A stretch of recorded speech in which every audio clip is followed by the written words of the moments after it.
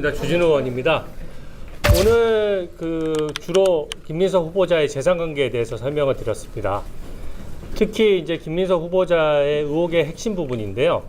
결국 김민석 후보자 본인이 기타 소득이 있다라고 스스로 밝혔습니다. 또 부의금과 강연료라고 항목도 설명을 했습니다. 우리가 모든 국민과 마찬가지로 우리가 연말정산을 하게 되면 모든 국세청에 신고된 소득이 연말정산 내역서에 포함되게 됩니다. 오늘 말씀드렸듯이 연말정산 내역서를 보면 실제로 사업소득은 800만 원, 기타 소득은 620만 원에 불과합니다. 그렇다면 1,400만 원인데 실제 오늘 대부분의 언론에서 지적했다시피 최근 5년간의 수익 5억 원과 나머지 지출 금액의 차이가 너무 큽니다. 누구도 설명 못할 수준인데요. 결과적으로 기타 소득으로 설명하겠다고 했는데 오늘 그 기타 소득이 1,400만 원밖에 국세청에 신고되지 않았다는 것이 어느 정도 소명이 입증이 됐기 때문에 이 부분에 대해서는 저는 김민석 후보자가 어서 빨리 자료를 제출하고 국민 앞에 설명할 의무가 있다고 생각합니다. 나머지 질문 받겠습니다. 그렇다 치고 부의금은 국세청에 신고를 해야 되나요? 제가 좀 몰라서. 예. 부의금을 기타 소득으로 설명했으니까 원칙적으로는 부의금에 대해서도 공직자는 일단 그 공직자윤리법에 따라서 재산 등록을 해야 됩니다. 그러니까 보통 현금으로 부의금을 받지 않습니까? 그렇다고 하더라도 그것을 계좌로 넣거나 심지어 현금으로 보관하고 있는 것도 고위공직자는 신고하도록 되어 있고요. 그것이 일정 부분에 있어서 세금 문제가 발생하지 않아서 신고하지 않는다고 하더라도 지금 재산 등록 서류에 부의금으로 보여지는 현금이나 입금 계좌 내역이 전혀 없는 상황이기 때문에 저희는 부의금이든 강연료든 김민석 후보자가 주장한 기타 소득이 도저히 설명되지 않는다, 그렇게 판단하고 있습니다. 증인 참고인 관련돼서는 협상 과정이 있기 때문에 저희가 일일이 다 말씀드리는 게 적절한지 그런 좀 고민이 있습니다. 그럼에도 불구하고 저희는 당초 49명이었는데 통상 총리 후보자의 증인 참고인이 20-30명 수준이었기 때문에 그 수준에 맞춰서 방금 의원님들이 말씀하신 필수 불가결한 꼭 필요한 필수 요원에 대해서만 저희가 증인 참고인을 신청을 했습니다. 그에 반해서 좀 전에 청문회에서도 말씀드렸지만은 저는 민주당이 증인 참고인 리스트를 제가 오늘 오전 한 10시쯤 받았습니다.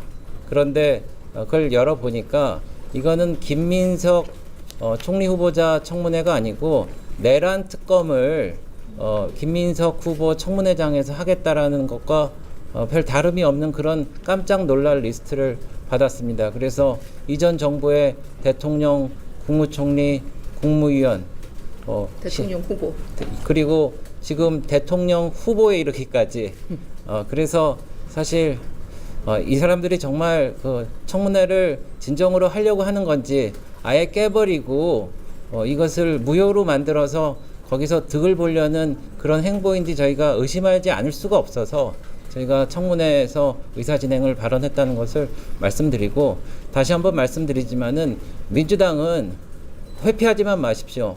숨는 사람이 범인입니다. 김민석 후보가 증인이라든지 자료라든지 꺼리낌 없이 다 제출하고 나올 수 있도록 하겠다는 약속을 했기 때문에 그 말씀을 초지일간 지키기 위해서 주변에 계신 분들 그리고 민주당도 협조해 주시기를 간곡하게 호소합니다. 그 전처의 경우에는 아까 저희 곽규택 의원님이 말씀하셨다시피 그 송금 자료라든지 환전 자료가 확실하면은 저희가 부를 까닭이 없고요. 그리고 저희가 가족에 관련해서는 저희가 굳이 자료만 요청되고 확보가 된다면 부를 이유가 없습니다. 그래서 저희는 가족은 안 부른다는 원칙을 갖고 했고, 근데 이제 가족의 범위가 너무 넓기 때문에 그 부분에서 저희가 포함됐는지 안 포함됐는지 모를 정도로 사실 복잡하게 얽혀 있습니다. 그렇지만 다시 한번 말씀드리지만은 저희는 가족을 부를 생각이 없습니다. 그리고 전처의 경우에도 자료를 내십시오. 그러면은 이런 명구스러운 상황은 서로 피할 수 있을 것입니다. 네, 아까 말씀드렸듯이 자료 요청이 그 가족이 꼭 제출해야지 많이 되는 게 아니라 사실 얘기하면 김민석 후보가 전처로부터 받은 내용도 증빙을 하면 되는 거거든요. 양쪽 어느 쪽이든. 그런데 그런 게 안 되는 상황에서 이제 증인 신청이 마치 그 가족 한 명 때문에 트러블이 생긴 것처럼 얘기하는 건 적절하지 않다. 저희가 최종 논의 안에 반드시 들어가야 되는 증인 명단을 가지고 갈 때는 가족 이름 한 명도 없이 간사 협의를 들어갔습니다. 네, 다시 정리해서 말씀드리지만은 저희가 많은 논의가 있었음에도 불구하고 마지막으로 민주당한테 제안했을 때는 가족은 없었습니다. 네. 네. 글쎄 그거는 전처도 안 넣었습니다. 아니 근데 네. 근데 전처가 가족인지는 뭐 상식선에서 좀 생각을 해주십시오. 이건 네. 전용대 의원이 이야기하는 부분이에요. 전처는 네. 남이다. 전처도 안 넣으셨다.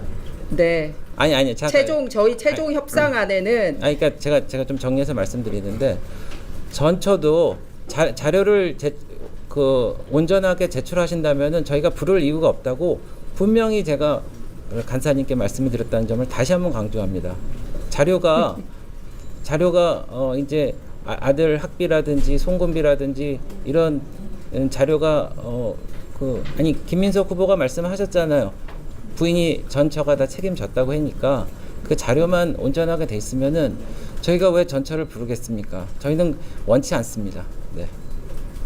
이 때는 일주일 정도 밀린 전례가 있는 걸로 기억하는데 이번에도 혹시 밀릴 가능성도 있을까요? 그거는 뭐 민주당에 달린 것 같습니다. 저희가 아까 김희정 의원님께서 말씀하셨다시피 민주당은 입법 독재 칼을 휘두르면서 청문회를 희화화시키고 무력화시키고 그러면서 막무가내로 밀어붙였는데 저희는 그래도 새로운 정부의 출범의 발목 잡기라는 오명은 쓰고 싶지 않아서 참고 또 참았습니다. 그래서 이틀로 저희가 합의를 해줬고 다만 그 전제 조건으로 위원장 앞에서 간사가 서로 합의를 한 거는 민주당과 이제 준비단 후보가 자료를 적시에 꼭 필요한 자료를 충실하게 제출한다는 전제가 있었고 그거에 선행되는 개인정보 동의라든지 이런 것도 꼭 해달라는 저희가 요청을 했고 거기에서 컨센서스가 되었기 때문에 우리가 이제 이틀로 합의를 해서 진행을 한 것입니다. 네, 더 없으시면은 마무리할까요? 네, 맞아요. 하나 그 민주당에서 가족을 건드리는 게 이제 선을 넘었다고 아까 이야기하셨잖아요. 네. 그에 네. 대해서 어떻게 가족을 건드리지 않았기 때문에 저희는 선을 넘지 않았습니다. 네. 그리고 제가 내용을 조금만 설명. 네네 말씀을 하세요. 저희가 그 아들 보통 그 유학 비용이나 이런 것들을 일반적으로 저희가 궁금하거나 찾아보려는 것이 아니고 당시 재산이 마이너스 상태의 신용불량 상태였습니다. 근데 학비가 어림잡아도 수억 원에 이르기 때문에 그 자금원이 일반 국민들은 그렇게 유학을 보낼 수 없는 상황이거든요. 그런 특수한 상황이기 때문에 저희가 자금 출처를 요구했던 것이고 그 가족 얘기는 김민석 후보자가 먼저 꺼낸 것입니다. 제 전처가 다 전담했다라고 얘기했고 제가 며칠에 걸쳐서 한국은행에 외환 송금 내역을 요청을 했거든요. 외환 송금 내역은 간단한 겁니다. 뭐 다른 정보는 필요 없는 거고요.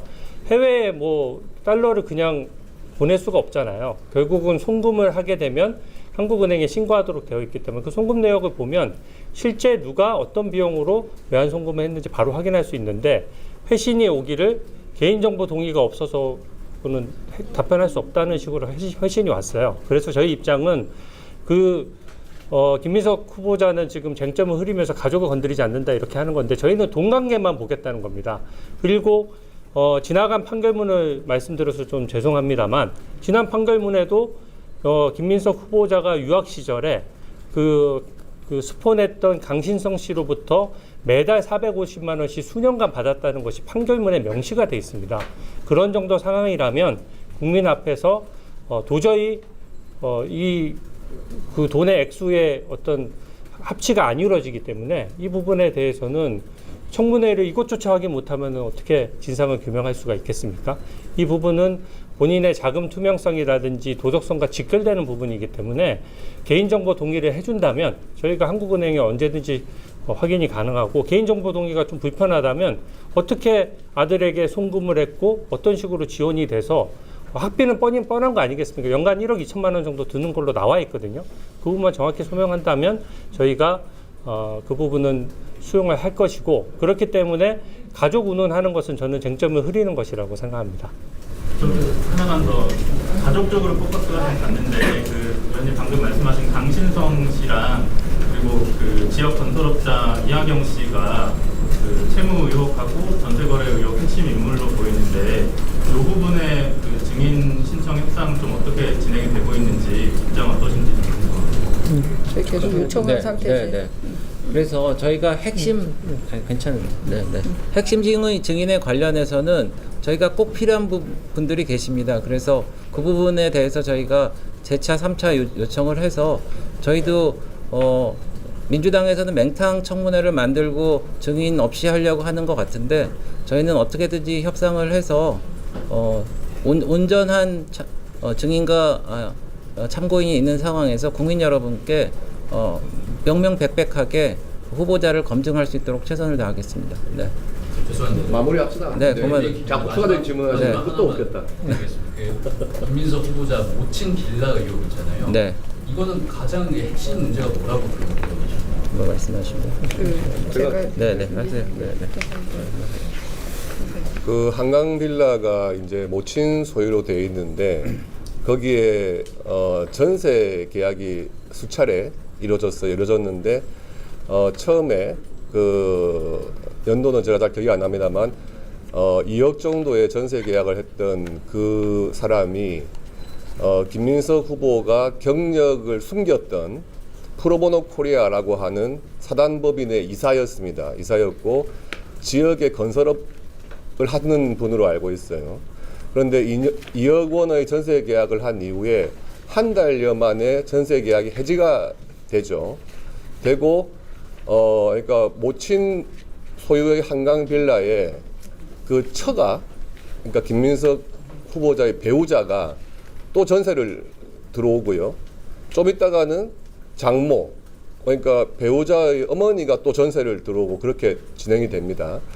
굉장히 계약 상황에서 특이한 면일 뿐만 아니고, 처음에 2억 원의 전세를 들어왔던 그 사람과의 관계를 고려했을 때 이게 정상적인 전세 계약이냐 하는 것에 대해서는 당연히 의심이 생길 수밖에 없고, 그에 대한 전세금을 받았던 내역, 전세금을 반환했던 내역, 이런 부분에 대해서 계좌만 확인이 되면 되는데, 그런 부분도 지금 확인이 안 되기 때문에 그런 부분에 대해서 김민석 후보자가 국민 납득할 수 있는 좀 설명을 해야 되는 것이 아니냐, 그렇게 생각을 합니다.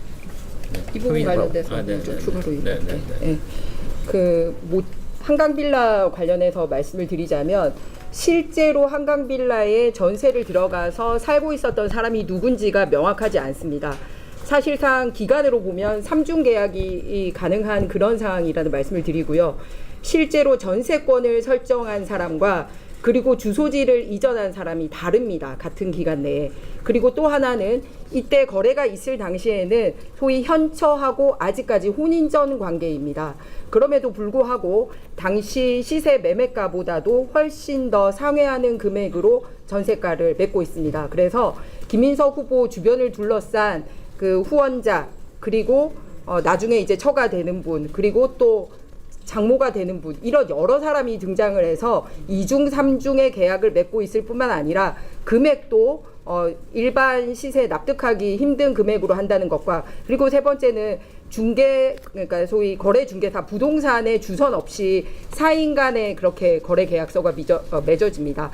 뭐냐면 지금까지 채무 계약서도 보면 거의 다 사인 간 계약으로 해서 뭐 누가 증빙할 수 없이 일어나지 않습니까? 똑같은 형태가 부동산 거래에서도 이루어지는 것을 볼 수 있습니다. 그래서 답을 해야 될 부분이, 실제로 누가 어떻게 이사를 가서 거기서 살고 있었는지, 왜 주변 시세보다도 더 높은 가격으로 했는지, 그리고 증명할 수 있는 부동산이 없다면 왜 그런 식으로 사인 간에 부동산 거래를 했는지, 그러면 실제 계약은 있었던 건지, 이 모든 것이 밝혀지지 않고 있습니다. 마치겠습니다. 네, 고맙습니다. 고맙습니다. 네. 지금 말씀하신 거죠?